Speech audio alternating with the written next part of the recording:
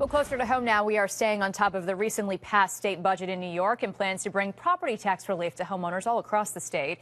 The governor and legislators passed a plan which requires municipalities to consolidate their services. The governor even putting out a list of more than 200 elected officials whom he says support that plan.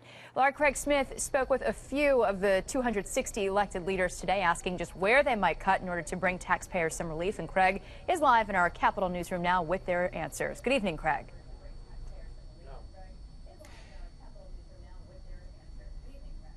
Good evening. When Governor Cuomo introduced this in January, he certainly got the attention of hundreds of government leaders. A couple of weeks ago, he was touting 260 of them across the state who liked the idea. We're asking where they would make cuts and share services in order to qualify.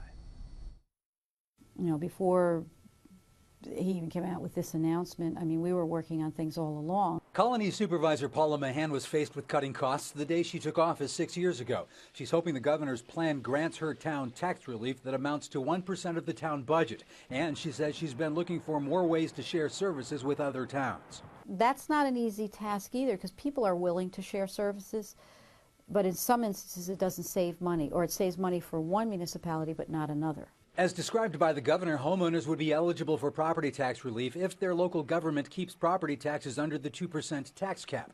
The plan gives local government an incentive to save 1% per year for 3 years and further savings for another 2 years to benefit from what the governor calls a tax freeze. No one will complain about paying less in taxes. There are those who wonder what shared services will do to the service that's actually provided. You know, it depends on how they work it. Obviously, from my perspective, cutting costs would be a preference.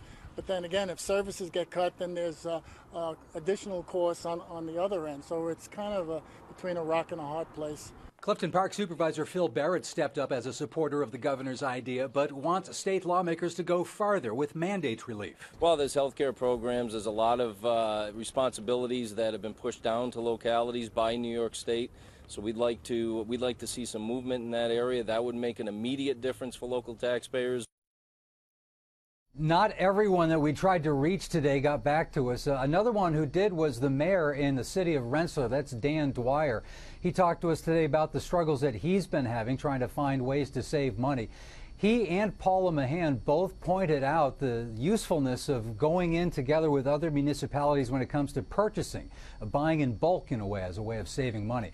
Dwyer says he's not sure where to cut next. He described his DPW crew of 7 to be already below minimum. Craig Smith, CBS 6 News.